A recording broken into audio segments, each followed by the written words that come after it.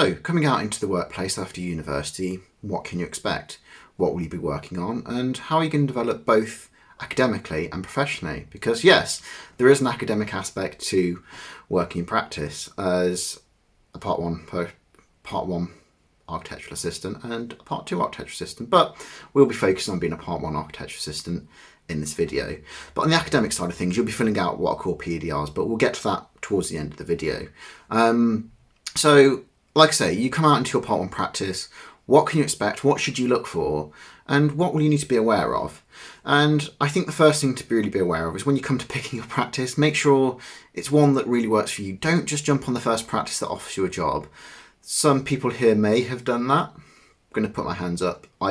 First time out of university, chomping at the bit, jumped at the first place that offered me a job. And for better or worse, that's what I did. And I got experience from that, and you know what, I wouldn't be where I am today without it. So there's that. So when it comes to looking for a job, shop around, make sure that you find a practice that works for you. And one thing to really be aware of is there's a massive difference between what you'll be doing at university and what happens in professional practice. They're two different things altogether. In fact, one sort of really simple way of putting it is university work's very conceptual. It's very, you can kind of do what you want with it. There's a lot of freedom with it. Whereas when you come to practice, things are very grounded. You've got client briefs that are very specific, and you won't necessarily need to put the same level of effort into sort of creating glamorous photoshops and things like that on top. But at the same time, you will have to prepare drawings that you perhaps wouldn't have put together at university, that kind of thing. And this is where you're going to start to learn that, really. So first things first, when it comes to working in practice, what are you going to be doing? Well, as a part one, you're very unlikely to be doing anything that involves any front end design work. I'm afraid to break it to you. And I know a lot of people are going to be a bit disappointed about that because, you spend that time at university, you've got a portfolio full of stuff of what you can design. But again, this comes back to what you're going to be doing in the workplace being very different, and you'll kind of be producing things in a different way, and you need to learn that to begin with. You can't run before you walk, so to speak. And when you start in a practice, you're going to be starting out small. You're going to be assigned someone to sort of look out for you, be your mentor architect, as it were, as part one. And this person is going to be the one that oversees what you do on a day-to-day. They're the ones that are going to be giving you the work, and it's, like I say, it's going to start off small. So things you like to be working on, talking from my experience and what I've seen in practices where we've got part ones or we've worked with part ones, a good old firm favourite to give the part one or get the part one up to speed of workplace stuff is lots and lots of schedules. I remember this was a thing when I was doing my part one, especially that putting together door schedules, information for door schedules, that kind of thing. Nothing glamorous, but it's one of those things that needs doing, and often it's like an easy place to start with. And it's one of those things where you have to start looking at through drawings, so it kind of eases you in that way. And then I think the next real sort of thing that people get introduced to at that level is being introduced to GA drawings and doing work on those. And GA is general arrangement, and that's the technical drawing. So post planning, being sort of given those and sort of learning to put together technical drawings. And again, you will be sort of doing this under the supervision of a senior architect. So, you're not going to be sort of let loose on something with just free rein. You may actually end up doing some planning work, but this is, in my experience, I've not seen many people work on this at part one till a bit later on, really. But, it's not exactly difficult work because as part one, you'll be given the work to sort of draw up what someone else has kind of done, really. But yeah, so I think those are sort of the main areas that you start to do as part one. So just to cover those again, lots of schedules, so windows, doors, that kind of thing. GA drawings, so technical plans, probably some elevations too. And like I say, probably drawing up some planning sketches and that kind of thing. But like I say, you will be sort of working with an architect and taking this information back to them, and having a good workplace mentor is key at this stage. And this is also going to tie into PDR as well, because your workplace mentor signs off on your PDRs. They're the one that gives you sort of commentary on that. They sort of write an appraisal of what you've been doing. And, having a good workplace mentor means you've got someone who's giving you good feedback and is also giving you a fair and good critique in your PEDRs as well. But in terms of sort of what you need to have in terms of a good rapport is someone who's open, someone who will help you with your mistakes, someone who'll talk to you. Bear in mind that a lot of architects in practice, they're very busy people, so they may not always have time for you. Be prepared for that, and just be patient, because they'll have patience with you. You've got to remember that essentially you're starting out in this field. This is your first, for many people, this will be their first real architecture job.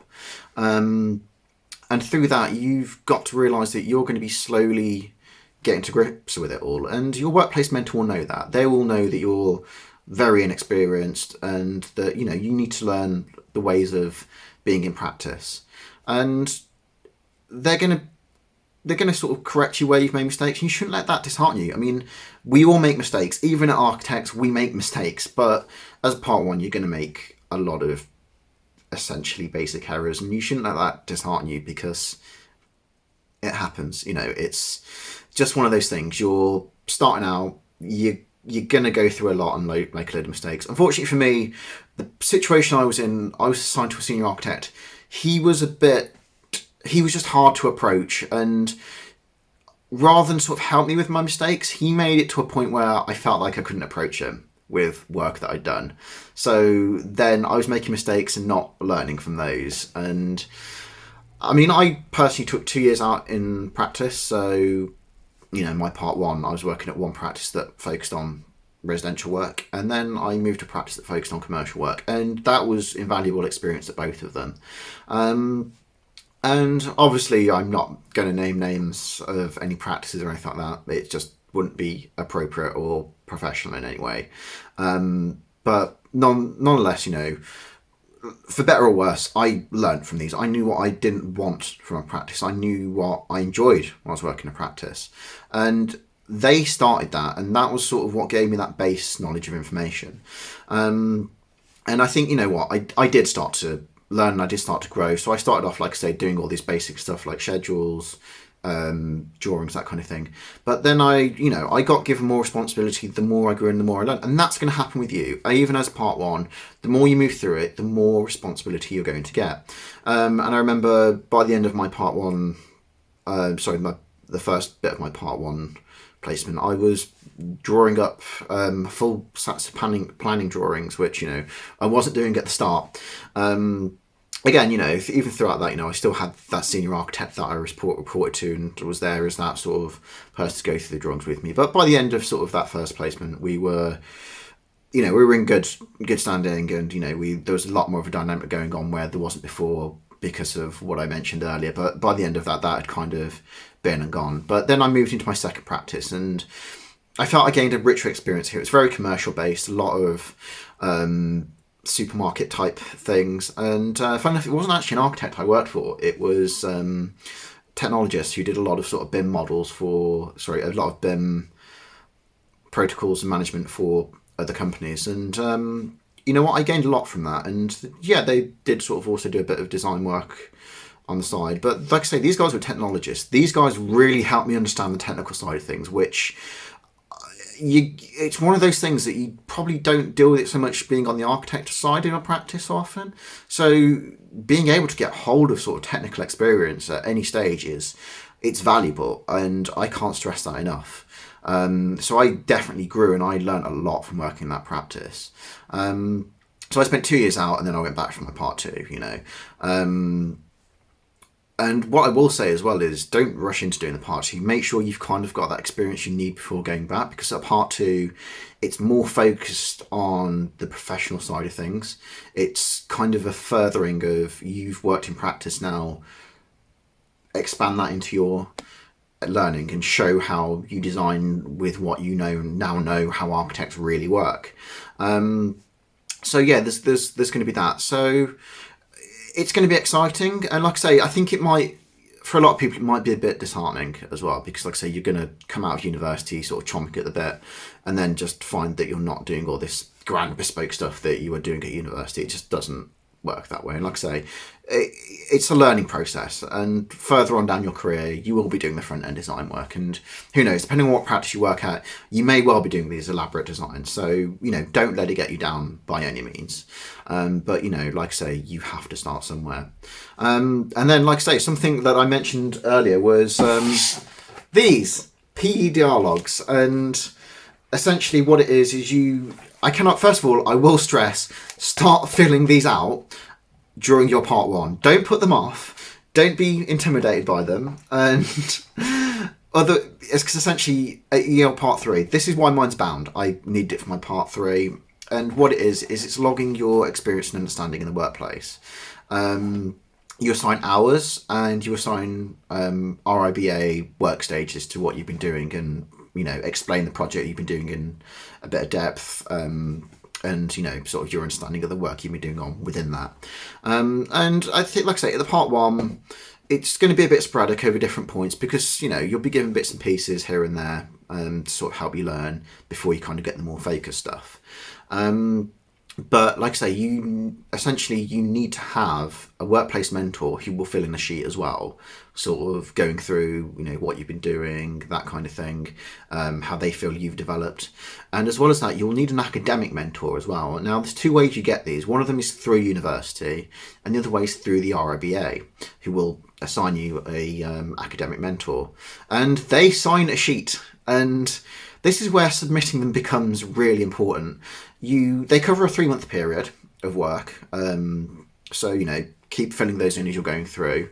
It's easy to forget, but please don't. And then you've got about 2 months to submit them. And within those 2 months, if you get it submitted, that's when it gets the academic mentor, and they fill in feedback based on what you submit to them in there. And what they then do is they'll send that back to you, and you need to respond to that feedback. You need to sort of show that you respond to that in the next PEDR, your understanding. And if they say you need to gain experience elsewhere, that's your prompt to go to your superiors and go, look, I want to gain more experience on this. This is another thing as well. Don't be afraid to ask for that extra experience in different areas. If you, like I say, when you start out, you don't know what you don't know, really. So you'll be sort of thrown into different areas, but don't be afraid to ask to tag along to go to site, which is really important at an early stage, because understanding how things assemble on site is crucial, and I think that comes in at any stage. But don't be afraid to ask that question. But yeah, like I say, so responding to these academic mentor feedback, take that to your sort of workplace and go, look, I feel like I need to develop my skills here, here, and here, and my understanding of this works with these work stages. And most places, they'll try and accommodate that the best they can. Not everyone can, so at the same time, they're not a bad workplace if they can't do that. Sometimes they just can't. It just kind of is what it is sometimes. And then, like I say, you just sort of keep going on developing that, because when it comes to your part three, you will need to show 24 months worth of PDRs, and you can only have 12 months worth from your part one practice. So bear that in mind. You can't have more than that. It has to sort of be 12 months max, and the rest can be part two. You don't even need to have part one PDRs as well, actually, funny enough. You can just purely use part two if you want, especially if, like me, you didn't submit them in time, and you didn't really have a lot of part one PDRs, so a lot of mine were part twos. Sorry, that I should have added, actually, if you submit them to work to your academic mentor outside of the 2 months, they will still sign them. However, they're not obliged to give you feedback at that point. Which, it's a bit harder when it comes to part three, because it's like, how do we know this person hasn't given any feedback to respond to? So, make sure you submit it early. You make sure you get that feedback. Make sure you respond to it, because, like I say, anything outside that 2 months is what's referred to as a retrospective PDR. So it covers the period, but a mentor hasn't been able to comment on it, and you've not been able to respond to that. So that's kind of how that works, really. Like I say, it's not the end of the world if you don't manage to get academic mentor feedback, but it will really help you further down the line. I think when it comes to sort of the finalisation of your PDRs, they look for a minimum of about 3 with mentor feedback, but the more you've got, the better, really. And I can't stand by that claim for everywhere. All I know is that's what it was when I did my part 3. So take that as you will. But yeah, PDRs are more crucial than you give them credit for, because, like I say, it's recording where you've got that experience and how you've understood that experience, really. So keeping on top of your PDRs, keeping them filled in, it's a demonstration of your learning, your knowledge of professional workplace architecture and how it grows. So really, I can't stress that enough. Stay on top of those. But yeah, hopefully that sort of answers a lot of your questions about sort of part one work placements, what you're going to be doing, and things you should probably bear in mind when you go into workplaces, really. But yeah, don't be afraid to get different experiences, different places as well. Oh, and another thing I will say as well is, if you start your part one and realise, you know what, I'm really enjoying this. I don't really want to go back to university. That's fine. I know a lot of people who have done their part one, got a workplace placement, and have kind of ran with it, really. I've known people in sort of high positions at practices who have gained a lot of their understanding on the job, and that's not a bad thing. That's not awful. And I mean, now we've got the apprenticeship as well. So, you could just get out of your part one and decide you want to do your part two as an apprentice or part-time. So again, there's nothing wrong with that. It's up to you how you choose to go about it. And like I say, if you're enjoying it, nothing's stopping you. And like I say, you wouldn't be the first person to stay a part one or sort of do that as you will, and even use it to go into another field. And people have done it and they've done very well for themselves out of it. So again, there's that option as well. But yeah, hopefully that answers everyone's questions. And if you've got any more, feel free to leave them below. I do my best to answer them. If you want to try and get any more understanding on different topics, let me know down below, and I will do my best to sort of keep that in mind in upcoming videos. But thank you again, and until next time, I'll see you later.